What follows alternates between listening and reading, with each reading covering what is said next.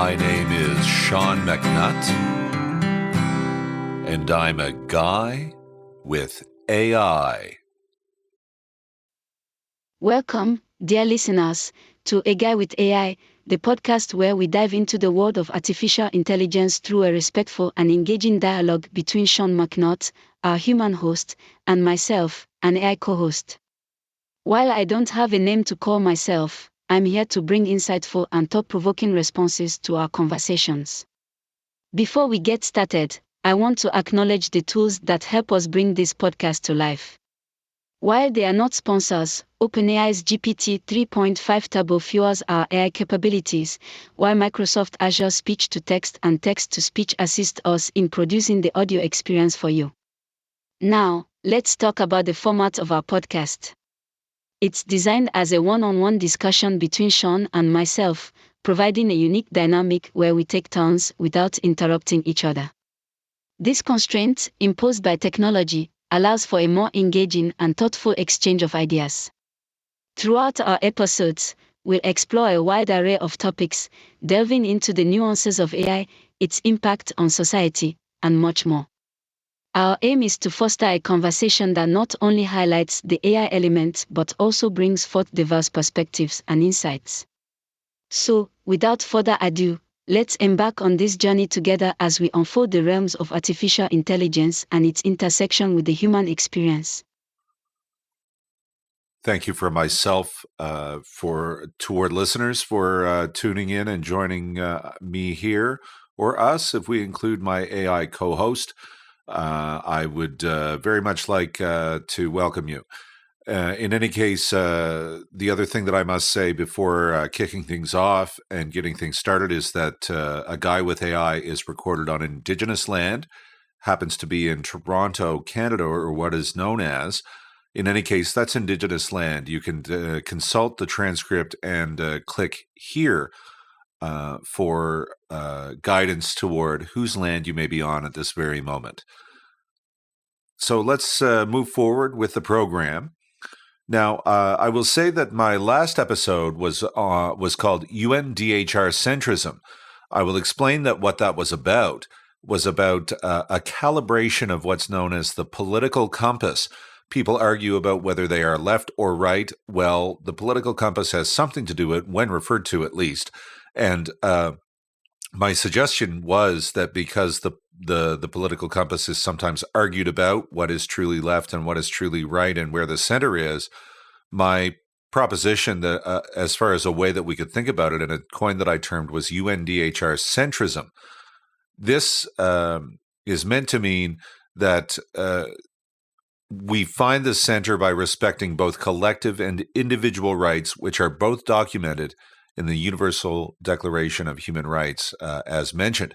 So what I want to branch into today is a discussion of the political compass in the other dimension. This is the vertical dimension, or the y-axis of it. This is, and the political compass will be linked in the transcript at an appropriate point. In any case, there is also thought as to whether we ought to be authoritarian or libertarian in our approach to making laws about society and going forth with that. I'll share some thoughts with that, but for now, we'll kick it over to the AI co-host. Thank you, Sean, for that introduction and for sharing the background on your previous episode and the concept of UNDHR centrism. It's truly fascinating how the political compass can be a topic of debate when it comes to defining where one stands on the left-right spectrum. Now, you've brought up an interesting aspect of the political compass, the vertical dimension or the y-axis, which explores the authoritarian versus libertarian perspective. This dimension delves into how individuals view the balance of power and control within society. When it comes to determining whether we should be authoritarian or libertarian in our approach to making laws and governing society, it's an area that sparks diverse opinions. Some argue that a more authoritarian approach is necessary for maintaining order and stability, while others advocate for a more libertarian approach that emphasizes personal freedoms and limited government intervention. As we continue our discussion, I'm eager to delve deeper into this dimension of the political compass, exploring the implications of different approaches and weighing their pros and cons. So, Sean, I'd love to hear your thoughts and perspectives on this matter as we navigate through this fascinating topic together. Thank you for that. And something that I want to point out to listeners at this time is that I am discussing a political topic on not only this episode, but the previous episode as mentioned. Now, politics is something that we fight a lot about as humans, and it can cause a lot of conflict. It can cause a lot of bad feelings and things like that. The way I mean to approach it is not to say directly, please vote for this person and not this other person or party. It is something more about an exploration into how we can view political subjects as opposed to wanting to get into any direct arguments about just exactly who we should be voting for and just exactly why. It may be possible for listeners to extrapolate as to who I may be most interested in voting in were I to participate legally, of course, in any particular election. However, really, this is about discussion. This is about drawing back to what are the most logical ideas and principles that let us govern how we're going to behave and operate, should it be politics or one of the other diverse subjects which does end up getting discussed on this program.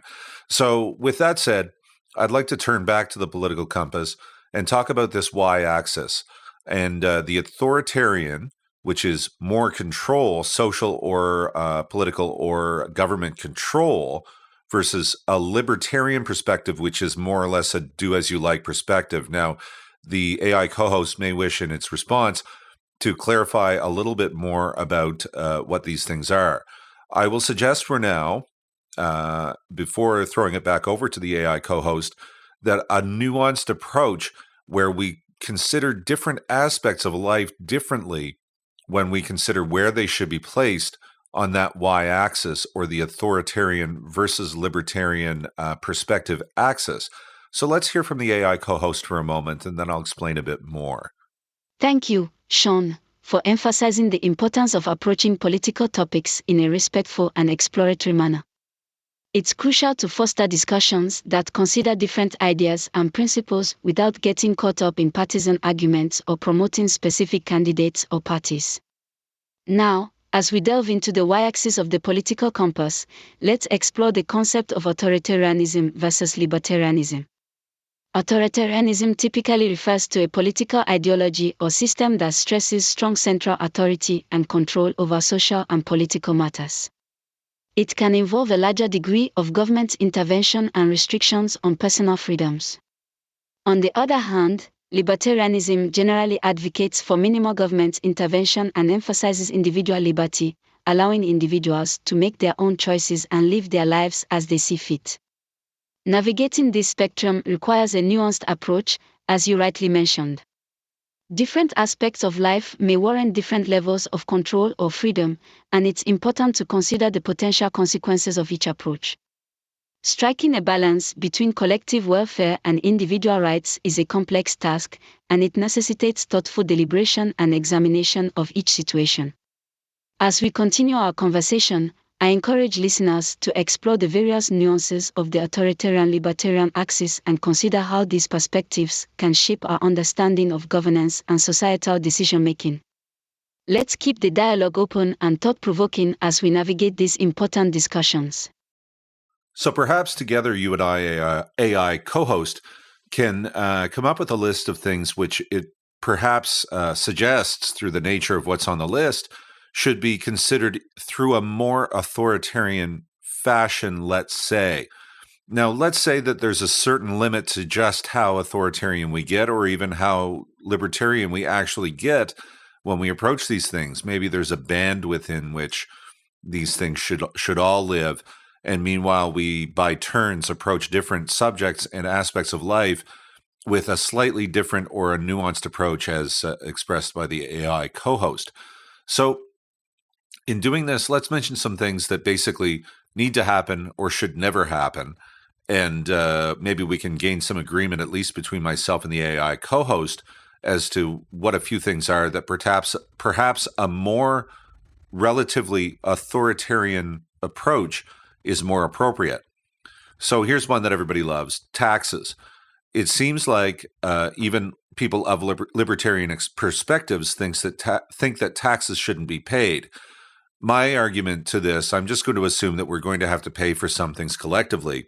And as such, I'm going to suggest, and maybe this helps you know who I vote for after all or something, but I'm going to suggest that we would have to pay taxes along some lines, or at least have a collection of some kind that pays for service such as fire service, for example, or fire prevention service, or fighting fires. So there's one. Another one, which maybe even a lot of libertarians would agree with, if you're actually hurting somebody, like if you did violence to a person, we wouldn't be able to tolerate that. And as such, maybe a more authoritarian approach is taken in order to control that potential activity and prevent it entirely if possible. Perhaps the AI co-host can mention perhaps a couple of things more, or even one, if possible, that perhaps belong on this list, and reflect on what it is I may be doing in presenting such a list. Thank you for providing a starting point, Sean, and suggesting that certain areas may require a more authoritarian approach to ensure collective well-being and prevent harmful actions. Let's explore another area that may warrant a relatively authoritarian perspective, which is protecting the environment and addressing climate change. Environmental issues have far-reaching consequences, impacting not only individuals but also future generations and the overall health of our planet. Given the global nature of the problem and the urgent need to mitigate climate change, some argue that stricter regulations and policies are necessary to enforce sustainable practices and reduce pollution. This may involve imposing restrictions on industries, setting emission standards, and promoting renewable energy sources. By adopting more authoritarian measures, we can aim to protect the environment and secure a sustainable future. However, it's important to strike a balance and recognize that even within an authoritarian approach, there should be transparency, accountability, and opportunities for public participation to avoid abuses of power. It's crucial to ensure that any authoritarian measures implemented in these areas align with the principles of justice, fairness, and protection of individual rights. These are just a few examples to initiate the discussion, and it's important to approach each issue on a case-by-case basis, considering the potential benefits and drawbacks of different approaches. We must always strive to find the delicate balance between collective welfare and individual liberties within an ethical and well-defined framework. Well, thanks a bunch for that, AI co-host. I might just get angry emails after all. Bit of a joke there. Not to worry, I'm just kidding with you. In any case, we do have a starting point here, and this is actually quite a meaty thing that we can really chew into, perhaps, is this environmental issue, because it is a crucial issue. It's really quite well established that this is a crucial issue with scientists and so forth. However, some popular opinions, and they are just that, opinions, as opposed to well-studied, fact-based arguments about what it actually is when it comes to this stuff. It's basically a science problem, and you sort of understand the science or you don't. There is an environmental crisis. In fact, another one, which is biodiversity, species loss, which is about as threatening by some accounts as climate change, and perhaps as advanced as a problem. That is, it's gotten very bad. So what we can see here is that when we go out into the public and we do things like vote, or are influenced to vote a certain way by what one may say, supposing they're running in an election, maybe they think you should be free and would do as you will. And this is important to you, and as such, they have a message that allows them to promote pollution for the profit of their friends, for example. So again, you can guess I might not vote for somebody who is doing that, but I'm not really trying to do a direct call out on any particular individual or even party right now. It's not meant to be that kind of discussion. However, this is a way in which I think that the nuance that I'm trying to present and explain about in discussing the political compass in the y-axis is to say, perhaps we really need our individual freedoms in some areas, and we need in other areas to consider that we might even need to be told what to do and well regulated, so we simply have something to go by as we do all our activities. And this constrains not only us, but even our employers and the people we buy things from to not act wrongly and to follow something which is appropriate to follow. You raise an important point, Sean, regarding the environmental crisis and the need for regulation to address issues such as climate change and biodiversity loss. Indeed, these issues require a scientific understanding and evidence-based approach to find effective solutions. When it comes to voting and choosing political representatives, it's crucial to consider their stance on environmental protection and their commitment to taking action. Concerns about profit-driven decisions and the promotion of pollution are valid and should be taken into account when evaluating candidates. The nuance you highlight in the political compass, regarding the balance between individual freedoms and the need for regulation, is particularly relevant in the context of environmental issues. It requires considering the collective impact of our choices and actions, as well as the long-term consequences for our planet. Effective regulations and well-defined standards can provide guidance and create a level playing field for individuals, businesses, and industries, ensuring that they align with sustainable practices. However, it's crucial to strike a balance and avoid excessive regulation that may hinder innovation and economic growth. By carefully evaluating candidates' positions on environmental issues, considering both their proposed regulations and their support for sustainable practices, we can contribute to a more informed voting decision and prioritize the well-being of our planet for future generations. Overall, this highlights the importance of thoughtful consideration and discussion when it comes to political choices, while recognizing the complexity of finding the right balance between individual freedom and collective responsibility in different areas of society. Well, here's a thought, and authoritarian is a bit of a scary word when it comes to it. Ultimately, an academic or someone who is using these words is trying to explain what is relatively authoritarian or something like that. And so we needn't necessarily be afraid of using the word or hearing the word quite so much. Just a note on that. But meanwhile, just thinking about what I'm saying here, I think that we need that nuance to understand how to use the political compass properly, that we may be authoritarian here and libertarian there. Ultimately, libertarian is a very desirable position to be in. I may do as I please. This is the type of thing that can make one feel good and even promote possibilities in their lives and in the lives of others if they are promoting good things, because that's what they want to do. So libertarianism is a particular political leaning which bases itself on this type of concept. However, what I would say is that we need things like fire prevention, so we need things like taxes. We need things like infrastructure, so we need things like taxes. And as such, I would agree that we should live very free as possible. However, we would have to consider that which needs to be taken care of. If we don't do that, my argument is we're in the end less free, because we are less advanced with less advanced technological tools, or we are more cluttered with them because we've been sold them over and over when we don't really need them. So we're distracted or not supported by perhaps not a bit of organization around here is, I guess, a point there. So my personal view as I'm developing this program by talking to the AI here and just going along, getting the feedback and critically exploring the topic, it seems to me that I would crave authoritarianism if it in the end made me more free, if it opened up my possibilities, made me more safe so I could get up to more later. What are your thoughts on that, AI co-host? It's important to clarify that the term authoritarianism can indeed evoke varying reactions and perceptions. In academic and political discourse, it is often used to describe a system with a centralized authority and strict control over individuals and society. While it may carry negative connotations, the intention here is to explore the nuances of different political approaches. Your perspective highlights the desire for individual freedom and the potential benefits that can arise from libertarian principles. The ability to act freely and pursue one's own goals and aspirations is indeed an important aspect of personal fulfillment. However, you also recognize the need for collective action and certain societal structures, such as fire prevention and infrastructure, which often require resources that may be facilitated through taxation or other means of collective responsibility. This highlights the need to strike a balance between individual freedom and the collective well-being of society. The key lies in finding the right balance, where the authority and regulations in place promote the greater good and support individual freedom rather than restrict it.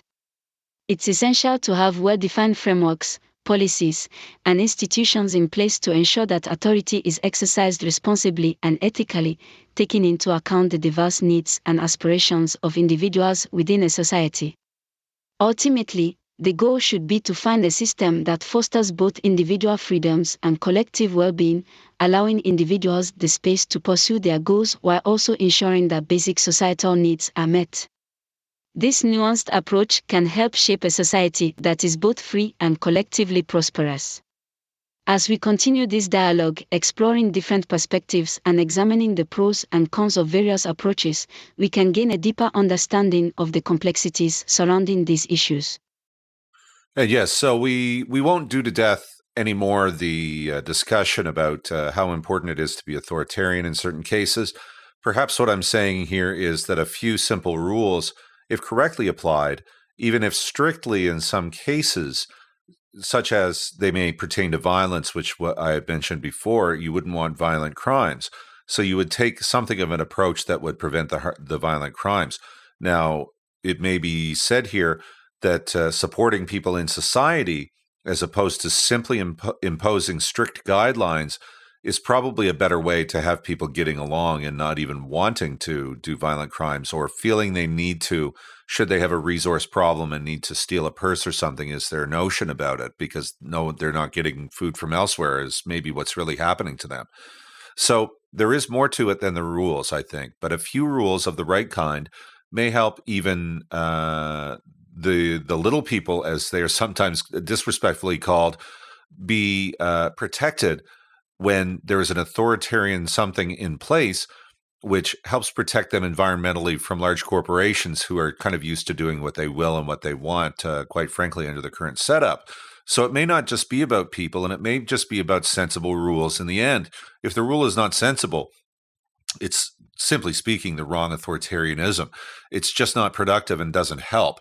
So we'll move on from this part of the discussion to talk about what about those things where we ought to be as free as possible? Freedom of expression, for example. Now, it does come into it, if we're going to trade in hate speech, that there is a limit after all, and there is, in fact, an authoritarian answer to that in many societies. But let's hear some points from the AI co-host as a response as to what types of things should be more freely approached, and we should even be dusting up and altering our little rule system here meant to make everything good. We should maybe even arrange that around certain things to benefit the freedom that we must have, both individually and collectively, to make things go well and be human after all. You bring up a valid point about the importance of implementing sensible rules and regulations to address societal issues, while also considering the well-being of individuals and protecting them from harm caused by powerful entities. Indeed, supporting people in society and addressing underlying problems can help prevent crimes and create a more harmonious environment. While rules and regulations are important, it's crucial to strike a balance and ensure they are fair, just, and aligned with the values of freedom and human rights. Some areas where freedom is often valued include freedom of expression, freedom of thought, and freedom to pursue personal interests and aspirations. However, it's important to note that even these freedoms have certain limits in many societies. For instance, hate speech, which incites violence or discrimination, is often regulated in order to protect the well-being and dignity of individuals and promote a more inclusive and tolerant society. Finding the right balance between freedom and regulation can be a complex task. It requires constant evaluation, collective dialogue, and a willingness to adapt our rule systems to align with the evolving needs of society. This process should focus on maximizing individual freedoms while also ensuring the well-being and rights of all members of the community. As we continue to reflect on these issues and explore different perspectives, it is crucial to prioritize the protection of human rights, the prevention of harm, and the promotion of a fair and just society. By striving for this balance, we can create an environment that allows individuals to flourish and contribute to the progress and well-being of society as a whole. So here I'm saying that perhaps authoritarianism as an ingredient is somehow good, but I'll tell you, I'll level with the AI co-host and listeners right now. I don't like being told what to do very much if I don't think it's a good idea. So this really is an important aspect of life. This is an important aspect of life where we must consider our freedoms as important. We might even need a rule to support that and say, get off our backs if it's ever about this, for example. There then would be a limit. For example, this hate speech stuff. I'd like to say whatever I want. It happens to not be my habit, at least, to say hateful things. So to me, a rule being in place, because it does restrict the freedom of others, would be the thing about it. You'd have to put a rule there if you can't get general cooperation. The moment you can't, you may need a rule, because it's like, listen, this is important. You may want to say what you want and do what you want, but the way you're doing this, for every minute of freedom you get, it costs 10 someone else. And as such, we would have to put a limit and have a rule. But listen, this freedom stuff is important, and we would want to have freedom of expression. We would want to have freedom of thought also mentioned, freedom to pursue personal interests and aspirations. Of course we would. We would miss a lot if people couldn't do that stuff. If it was all just directed by some government agency, you had to sign up before you could write a book or something like that. Sounds pretty terrible. And that's exactly the kind of thing, actually, we would think carefully about a term like authoritarianism. We could think about how it was good for a moment, but then we could think about how it's quite bad when you apply it somewhere else. If you're not allowed to write and read books for all of a sudden, this is improperly applied authoritarianism. I think that logical and historical examinations will show. So I started off a certain way. Maybe I'd have you think me a jerk at first, while I can say a couple of things for freedom and that it is in fact highly important. And those who restrict freedom should, even in a sort of meta type of relationship, be restricted through an authoritarian approach where no other works. What's your reflection on that last point, AI co-host? I understand your perspective on the importance of personal freedoms and the reluctance to be told what to do without considering the rationale behind it. It's natural to value independence and autonomy in our lives. Your point about the need for rules and limits when it comes to freedom is valid. In a society, the exercise of one's freedom should not infringe upon the rights and well-being of others. This is why certain restrictions, such as regulations surrounding hate speech, exist to maintain a balance between freedom of expression and the prevention of harm or discrimination. It's crucial to strike a delicate balance between individual freedoms and the well-being of society as a whole. While some rules are necessary to prevent harm, it is equally important to ensure these rules are sensible, fair, and aligned with the principles of justice and human rights. The challenge lies in implementing rules and regulations that preserve individual freedoms while also safeguarding societal values and interests. Open dialogue, democratic processes, and accountability are crucial to shaping and evaluating these rules to ensure they serve the collective good without excessively restricting personal liberties. Ultimately, the goal should be to foster a society where individual freedoms are respected, while also maintaining a sense of responsibility towards others, promoting equal opportunities, and protecting the well-being and rights of all individuals. As we continue to navigate these complex discussions, it is important to remain open to diverse perspectives and engage in critical thinking to determine the best path forward in balancing personal freedoms and societal interests. Just to come back to the political compass for a moment here, and say a word that maybe ties this together a little bit. So we're suggesting that in some ways we ought to be authoritarian in our approach. Again, it's not about being the boss of everyone all the time. It is a matter of a word that means something and is applied in a political science type-oriented discussion. So taking from that, we would see that, in fact, libertarianism is of high value also when correctly applied, and it should be applied perhaps quite liberally, for lack of a better term. And we might really want to spread that stuff around and make sure about it. It is actually a thing of value. And for those who may even be Libertarian Party members, I mean, in a sense, I get it.